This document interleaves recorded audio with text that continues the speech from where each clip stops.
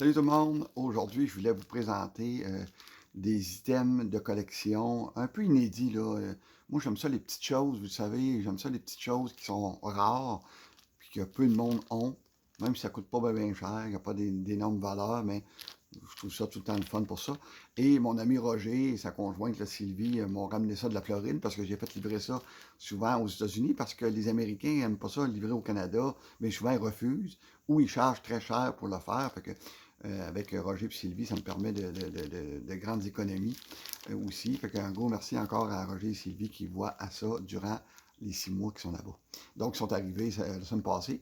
Un premier item que je vous montre, c'est ce paquet de cartes. Il y a 50 cartes là-dedans. Ça a été réemballé, si on veut, par la compagnie, par une compagnie qui fait ça. Là. Et je voulais l'avoir à cause de la photo dessus, qui est Steve Rogers. Donc, je n'ouvrirai pas ce paquet-là. Je vais le garder comme ça. Et avec le paquet de cartes là, qui est en arrière, un no-name des Pirates de Pittsburgh. Un no-name. Fait que voilà pour ça. Autre chose que j'ai reçu, un rouleau je t'ai pas dit de 25 cents, un rouleau de 2$ pour honorer les 50 ans, le 50e anniversaire de la fameuse série du siècle. Ça, comme ça, je sais pas si on voit bien, là, comme ça. Euh, Puis il y en a 50, non, il y en a 25, 2$ là-dedans, il y en a 50$, ça coûte un petit peu plus, là, en vertu que c'est un rouleau complet que j'ai acheté aussi aux États-Unis, ironiquement, même si c'est canadien, la monnaie canadienne. Je l'ai acheté aux États-Unis, ça a coûté moins cher aussi. Une compagnie de cartes de baseball qui, une année, dans les années 50, je pense, 50 ou début 60, avait fait des cartes comme ça. Je ne sais pas si vous allez bien voir, il y a des pointillés, on ne le voit pas bien bien. Il y a des pointillés ici alentour. On peut perforer ça, on peut le détacher. Et je ne le ferai pas, là, mais avec ça, ça permet de plier la partie jaune. Puis le joueur reste debout ici. Là. Mais je ne le ferai pas, évidemment. La carte est très belle et c'est Don Clendenon, justement. L'ancien joueur qui avait refusé de s'en aller à Houston, qui était avec les Expos, là, je n'ai parlé, dans une autre capsule. Un autre fait cocasse un petit peu ici, là, je vais le sortir de son emballage, de son plastique ici. Un paquet d'allumettes des Red Sox de Boston en 1943. Comme ça. Avec la cédule des matchs à l'intérieur, jusqu'en dans le bas, là, on ne le voit pas tout là, en bas. Comme ça, fait que je trouvais ça le fun d'avoir ça. Paquet d'allumettes des Red Sox, 1943 quand même. C'est pas jeune. C'est à quoi, ça? 80 ans, pas loin? Ouais, 80 ans. Un autre fait ironique un petit peu.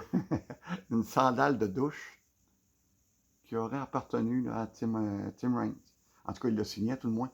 Moi, je reconnais très bien sa signature. Là. Je sais très bien c'est sa signature à lui. Ça serait à lui c'est lui qui aurait porté ça. Voilà, j'ai pas l'autre, mais j'en ai une. Comme ça, Tim Raines. Ça ici, c'est assez spectaculaire comme tel. Un chèque signé par Maurice Richard et authentifié. Comment on fait pour avoir un chèque déjà fait au receveur du Canada, le receveur général du Canada? Et le montant 120 quelques dollars, 124$ pour des intérêts sur les impôts. En 1998, 2 ans avant qu'il décède. Donc, les chèques reviennent aux propriétaires. Hein, quand on a une compagnie, Maurice Richard Inc., il s'est incorporé. Donc, les chèques reviennent aux propriétaires quand ils le demandent. Puis après ça, la succession doit décider de vendre ça, sachant qu'il y avait la signature de Maurice là-dessus. Autre petit item rare aussi, un disque 45 tours. Regarde ici. 45 tours. Avec le titre, c'est Talking Baseball Expo at All the Way. Expo All the Way. C'est une chanson qu'on peut entendre. On peut l'entendre si j'aurais un tourne-disque, ce qui n'est pas mon cas. Mais moi, je voulais l'avoir quand même. On peut l'entendre sur YouTube. Expo All the Way. Vous allez entendre la chanson qu'il y a là-dessus. C'est quand même pas mal bien. Un Américain qui avait fait ça. Il avait fait des chansons sur quelques clubs là, comme ça.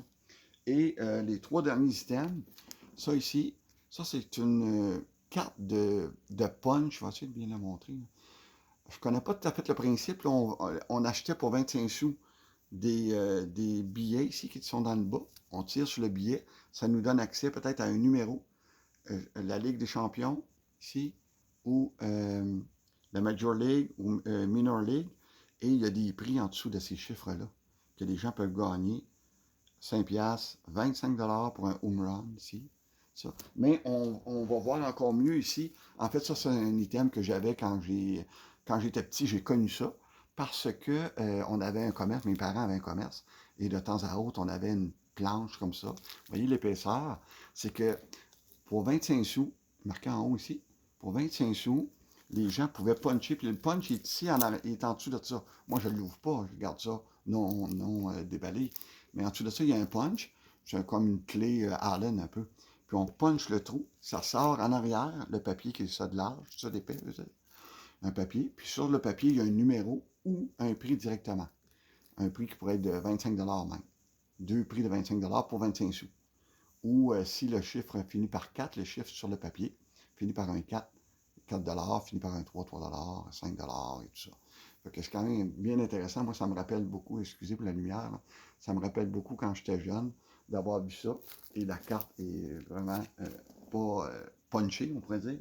Flambant neuve, c'est super le fun d'avoir ça. Ça date des années 60-70.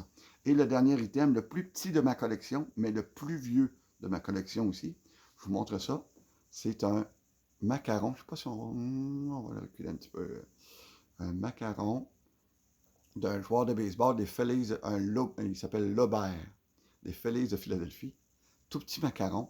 C'était dans les paquets de Sweet Caporal, les paquets de cigarettes Sweet Caporal, c'est marqué en arrière ici.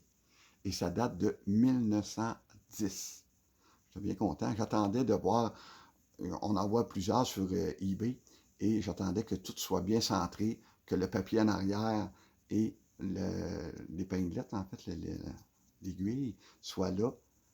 On ne le voit pas bien, là, pour ce qui est écrit en arrière, là. Mais il y en a qui c'est complètement disparu de ça. Fait que c'est quand même un bel item que je voulais avoir dans ma collection aussi, qui va faire partie de ma boîte de choses inédites de collection. Fait que voilà ce que je voulais vous montrer aujourd'hui. À la prochaine. Bye bye.